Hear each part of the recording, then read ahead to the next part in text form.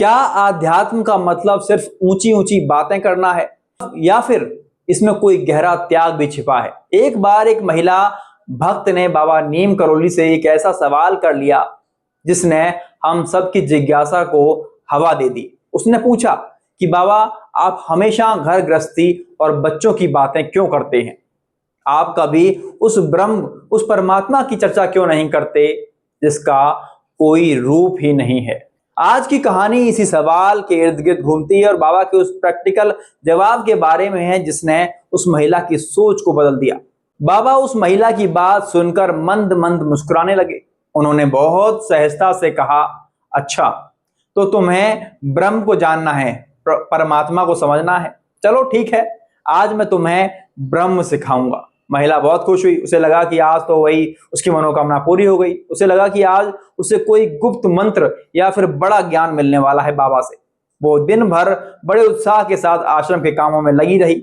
शाम होने का इंतजार करने लगी ताकि बाबा आए और उसे उस ब्रह्म ज्ञान की प्राप्ति कराएं, उसे ज्ञान दें, उसे कोई मंत्र दें जिससे उसका भला हो जाए, उसका जीवन शुद्ध हो जाए। धीरे धीरे दिन ढलने लगा और शाम होती गई।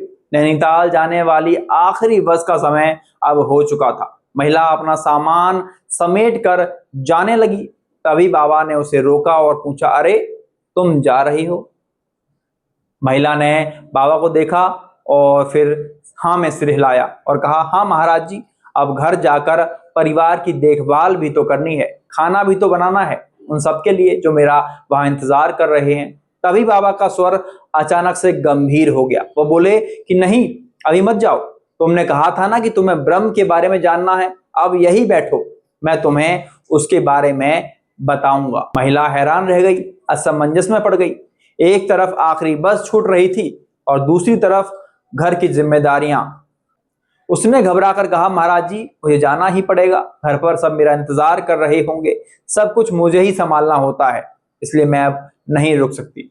बाबा का स्वर और शांत लेकिन गहरा हो गया। वे बोले, अभी तो तुम्हें ब्रह्म के बारे में जानना था और अब अचानक तुम्हारे लिए घर परिवार और जिम्मेदारियां ज्यादा जरूरी हो गई। क्या तुम्हें अब ब्रह्म की प्राप्ति नहीं करनी? क्या ब्रह्म को नहीं जानना? बाबा ने उस महिला की आंखों में देखते हुए वो बात कही जो आज के हर साधक के लिए सबक है।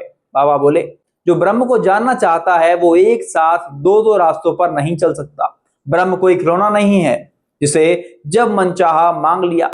त्याग ही इसकी शुरुआत है।